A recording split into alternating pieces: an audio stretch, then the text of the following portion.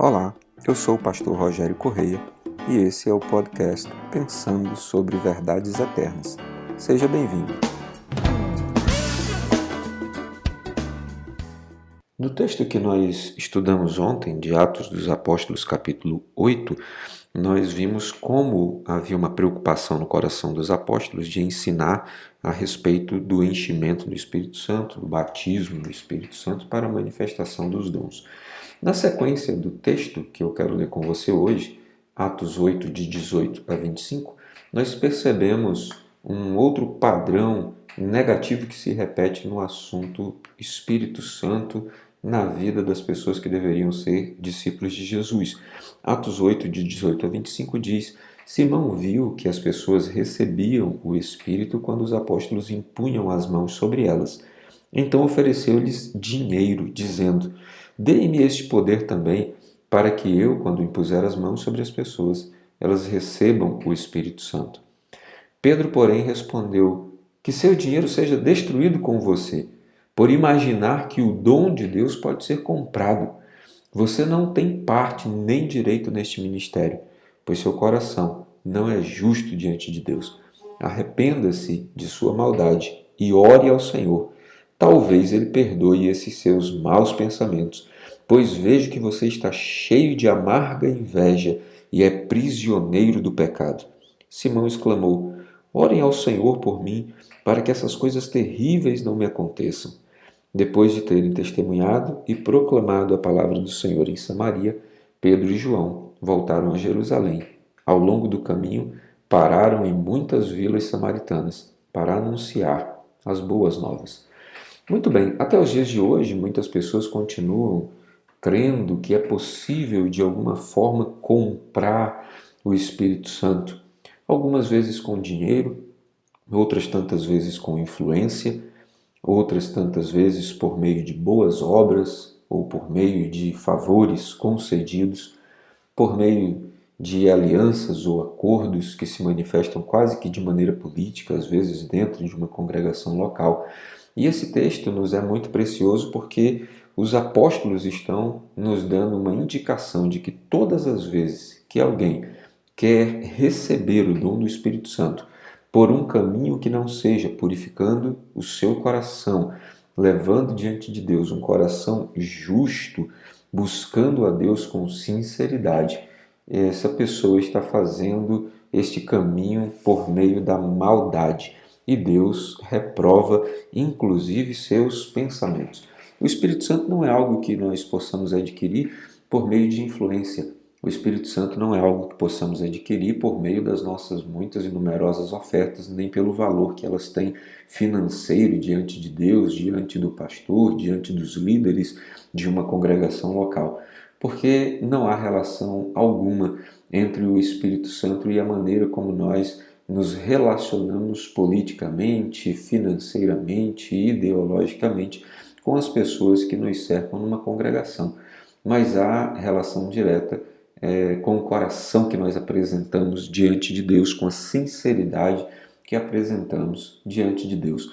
É muito comum que as pessoas, quando chegam às congregações, queiram ser cheias do Espírito Santo, dos dons, dos ministérios, queiram se sentir úteis, queiram se sentir, às vezes, importantes, porque muitas vezes, de onde elas vêm, elas já são pessoas importantes e pensam que dentro da congregação os padrões se repetirão.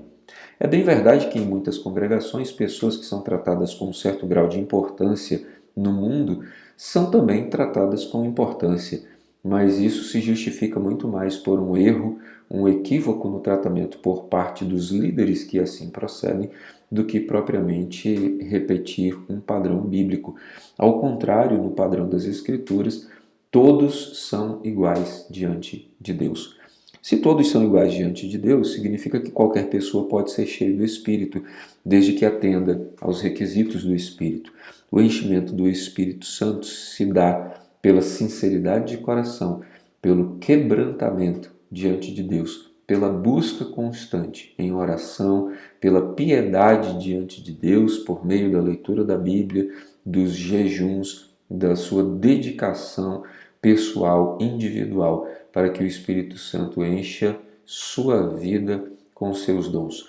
Todas as vezes que uma pessoa entender que deve atender financeiramente uma congregação para poder receber algum benefício de Deus, não entendeu quem Deus é, não entendeu o processo do discipulado e não entendeu quem é o Espírito Santo de Deus. Todas as vezes que uma pessoa pensa que pode substituir a bondade por boas obras ou por ação social, está equivocado a respeito de Deus.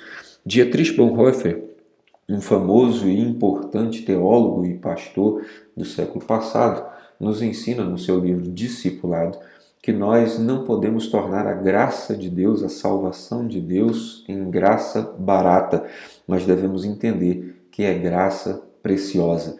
Não podemos entender a graça como um ponto de chegada, mas como um ponto de partida. Nós não fazemos boas obras e nem damos ofertas generosas para poder receber alguma coisa de Deus. Nós nos tornamos generosos porque Deus opera na nossa vida. É um ponto de partida e não um ponto de chegada. Não devemos tentar trocar ou barganhar qualquer coisa com Deus, porque seremos por Ele repreendidos.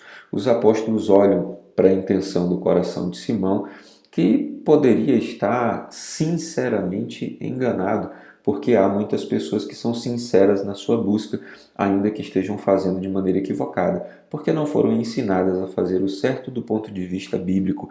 São pessoas sinceras, sinceramente enganadas. Simão, o homem do texto, era um homem sinceramente enganado.